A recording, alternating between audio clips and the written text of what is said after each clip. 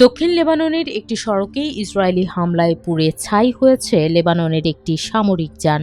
এতে নিহত হয়েছেন লেবানন সেনাবাহিনীর একজন ব্রিগেডিয়ার জেনারেল, একজন ক্যাপ্টেন এবং একজন সাধারণ সৈনিক।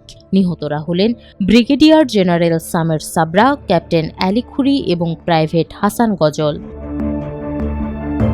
লেবানন সেনাবাহিনীর ওপরে এই হামলায় পুরো অঞ্চলে নতুন করে উত্তেজনা তৈরি করেছে।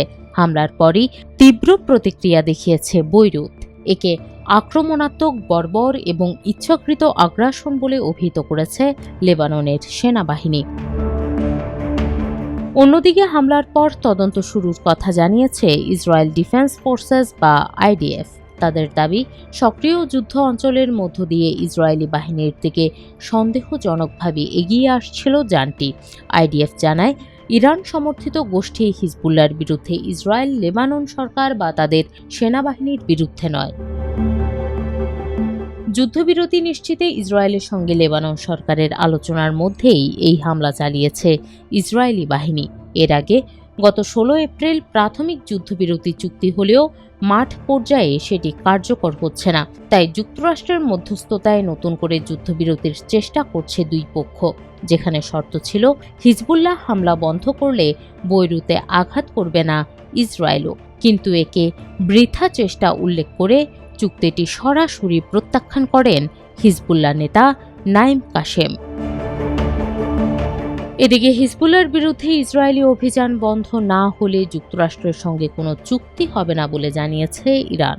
এই পরিস্থিতিতে লেবাননে সংঘাত বন্ধে জোর প্রচেষ্টা চালাচ্ছেন মার্কিন প্রেসিডেন্ট ডোনাল্ড ট্রাম্প। গত 28 ফেব্রুয়ারি যুক্তরাষ্ট্র ইসরায়েলের যৌথ হামলায় নিহত হন ইরানের তৎকালীন সর্বোচ্চ নেতা আয়াতুল্লাহ আলী খামেনি।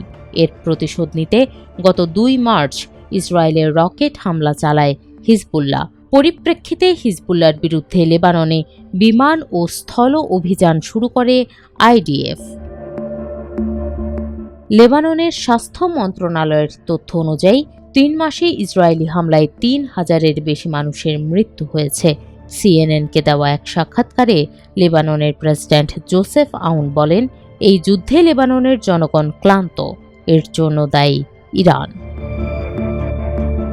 এর জবাবে লেবাননকে তার আসল শত্রু ইসরায়েলের হাত থেকে রক্ষায় প্রেসিডেন্ট জোসেফ আউনের প্রতি আহ্বান জানান ইরানের পররাষ্ট্রমন্ত্রী আব্বাস আরাকচি।